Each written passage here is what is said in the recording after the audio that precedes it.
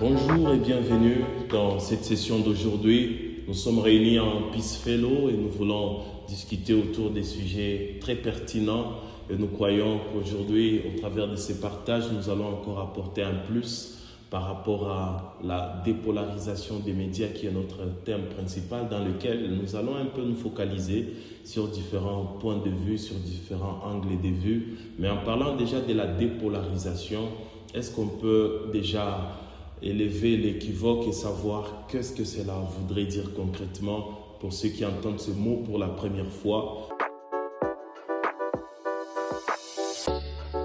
Pour y aller, commencer déjà par la présentation et après la présentation, notre frère pourra nous dire qu'est-ce que la dépolarisation des médias.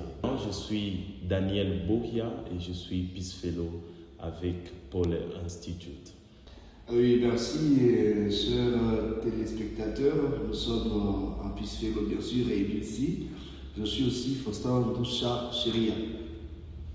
Devant vous, vous avez Jennifer Nyangé ici, Peace Fellow. Moi aussi, c'est Yves Missi à Santé. Je suis Peace Fellow, accompagné aussi par Paul Institute.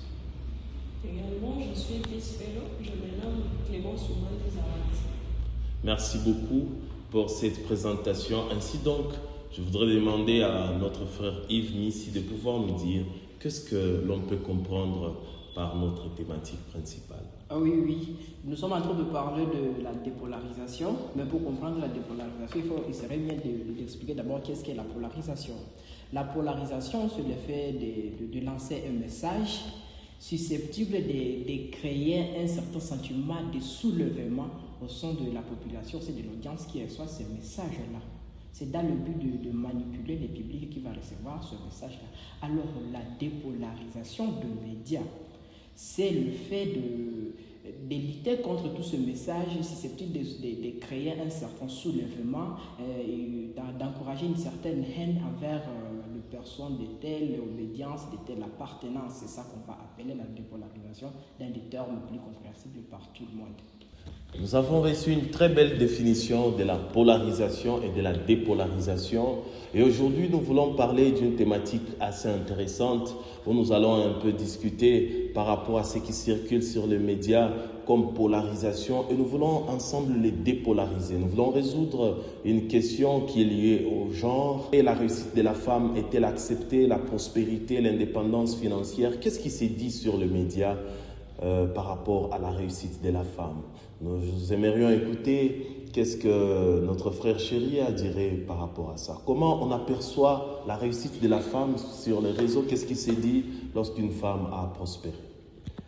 Oui, merci. La perception de la réussite de la femme, surtout sur les réseaux sociaux, est vraiment perçue dans différents cas. Le premier cas, il y a une catégorie qui montre que la femme n'a pas soit la capacité de percer et de faire le mieux ou d'avancer seule à travers ses facultés mentales. Deuxième catégorie, il y a quand même ces gens qui croient à la capacité de la femme, à ce qu'elle donne, à sa version de femme en tant qu'intellectuelle ou bosseur. Mais moi, je pense que de ma façon en tant que Peace Fellow, parce que vous venez de dire que nous voulons déconstruire, bien sûr, ce qui se passe, ce qui se passe sur les réseaux sociaux par rapport à la réussite de la femme. Moi, en tant que Peace Fellow, je pense que la femme est capable, comme l'homme est capable. Et vous le voyez avec nous quand on postule, on encourage les femmes, on encourage les hommes. Et la femme passe dans le processus d'embauche, comme l'homme aussi passe dans le processus d'embauche, mais quand même, il arrive des fois que la femme donne le même que l'homme. Donc, pour moi, en tant que Peace Fellow, je pense que la femme est capable de réussir à travers ses capacités et non des antivaleurs. Alors, si vous dites que la femme est à mesure de réussir par ses capacités, c'est-à-dire il y a des cas qui peuvent être concrets, qu'on peut voir dans la société, est-ce que, chère Clémence, vous avez déjà vu une femme réussir de ses propres forces ou encore est-ce que c'est une ironie ou bien ce qui s'est dit sur le réseau est vrai? Qu'est-ce que vous en dites? Moi, je pense que les femmes, tout autant que les hommes, ont cette capacité de pouvoir émerger sur le plan économique, sur le plan social et sur tout autre plan, puisque je pense, à mon sens, il n'y a pas quelque chose qui puisse être lié entre l'émergence et le genre. Donc la capacité, les compétences ne sont pas liées au genre ou au sexe d'une personne. Le fait qu'on puisse être à même de pouvoir réaliser, que ce soit un projet communautaire, que ce soit économique, on est tous à mesure de le faire vu les capacités qu'on acquiert, vu les aptitudes qu'on peut tailler dès les bas âges jusqu'à ce qu'on est en train d'évoluer en âge. Je pense que le fait qu'on soit homme ou qu'on soit femme ne nous freine pas ou n'est pas une chose qui peut dire à ce que puisque je suis une femme, je ne suis pas à mesure de faire telle ou telle autre chose et émerger dans cela. Je me dis pourquoi? Parce que nous avons des exemples palpables dans notre société, dans notre pays ou dans notre région. Il y en a de ces femmes qui sont de présidentes de la République, il y en a de celles qui sont aviatrices, il y en a de celles qui sont électriciennes et j'en passe. Et donc, que ce soit un homme, que ce soit une femme, on est tous à mesure d'émerger dans toutes les sphères d'activité. Merci beaucoup. Alors, il a été dit aussi parfois sur les réseaux qu'une femme qui réussit, c'est qu'elle a donné son corps en échange.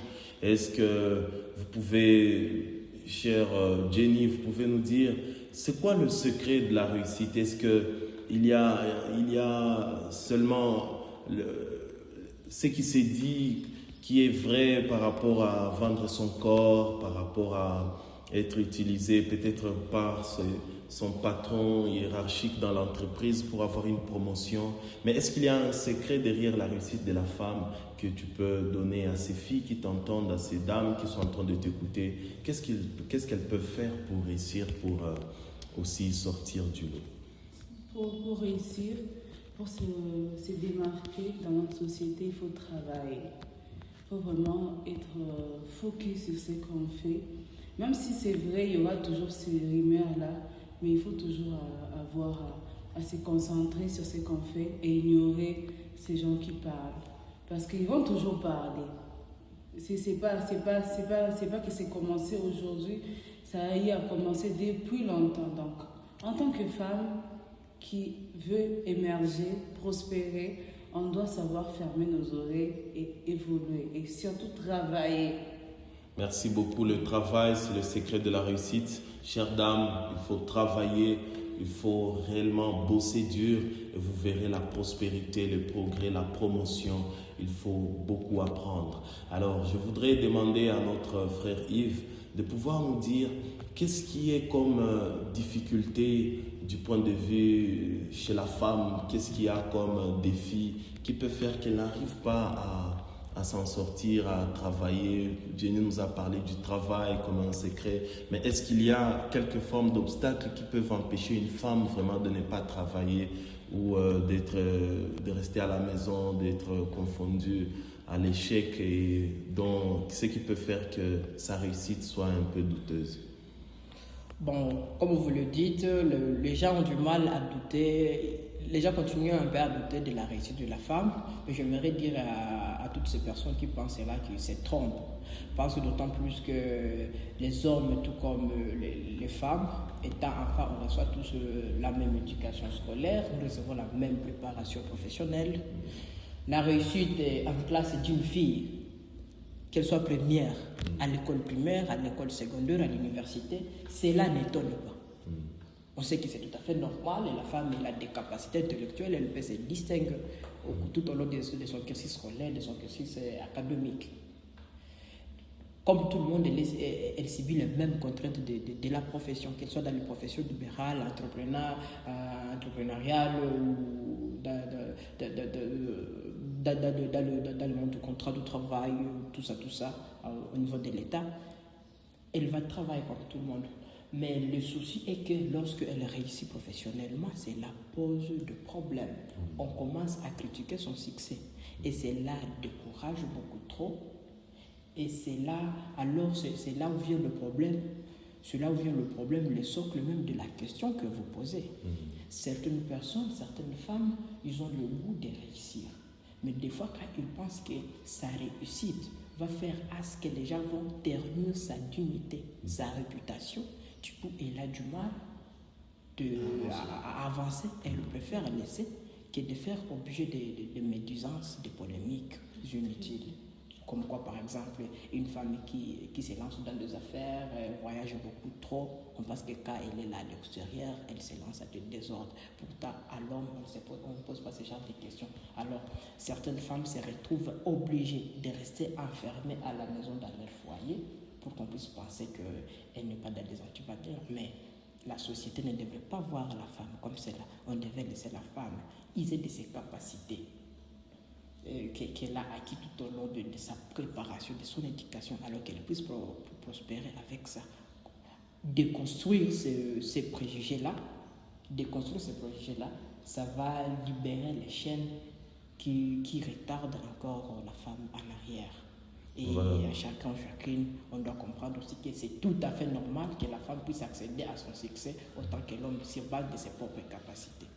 Voilà, merci beaucoup. C'est-à-dire le regard de la société peut parfois freiner certaines femmes en se disant qu'elles n'ont pas droit de percer, d'aller plus loin parce qu'elles évitent d'une manière ou d'une autre ce que serait le jugement de l'entourage. C'est donc de cette manière que nous sommes en train de chuter, d'élever l'ancre par rapport à notre thématique. Et nous sommes en train de comprendre ensemble que ce qui circule sur les réseaux n'est pas tout à fait vrai. Il y a des femmes qui peuvent travailler, comme cela a été dit, et réussir. Nous sommes tous devant les mêmes défis, devant les mêmes opportunités. Et à chacun, selon ses potentiels et sa capacité, on peut répondre, on peut réaliser des exploits. En tant que femme ou homme, on peut faire quelque chose de meilleur. Ainsi donc, c'est par là que nous finissons et je ne sais pas si en un seul mot, chacun de nous pourrait dire juste quelque chose encore à ces femmes qui sont en train de nous écouter ou qui ont été victimes d'une manière ou d'une autre de ces genres de jugements sur les médias. Je vais donc y aller de droite à gauche et nous allons prendre Clémence. Merci Daniel. Et de manière assez brève, je dirais à toutes les femmes qui nous regardent de prendre courage et de continuer à travailler dur et à contribuer à l'émergence de notre pays, de notre région, de notre société entière. Merci. Ce que je peux dire aussi à toutes les femmes qui nous regardent et qui nous suivent est que de ne pas laisser ce qu'ils font pour gagner leur indépendance venir à leurs besoins à cause des critiques qu'on leur donne. Mais en même temps aussi, je lance le message à d'autres personnes, filles ou garçons, pères ou mères qui nous écoutent, et que de ne pas trop se lancer à des critiques, de jugements sans avoir de preuves de ce qu'ils sont faits dans les guerres. Merci beaucoup. Je vais vous dire, très chère femme,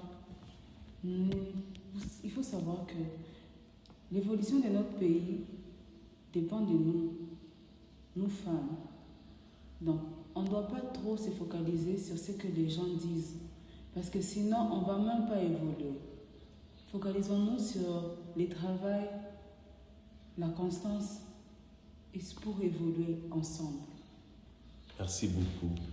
Oui, très chère femme, ne baissez surtout pas le bras malgré les critiques et tout ce qui se passe sur les réseaux sociaux par rapport à votre succès. Parce que jusqu'à la fin du monde, il y aura cette catégorie qui ne croira jamais à votre capacité ou à vos capacités. Il y aura cette catégorie justement qui croit à vos capacités. Et donc, bosser dur et percer, je crois que nous allons transformer le monde et nous serons peut-être demain sur une même longueur d'onde par rapport à la perception de ce que la femme est capable de faire. Merci beaucoup. Demain ou après-demain, nous serons tous sur la même perception, sur les mêmes bases. Et nous croyons aux femmes, nous croyons à leurs capacités. Merci beaucoup et nous sommes ensemble.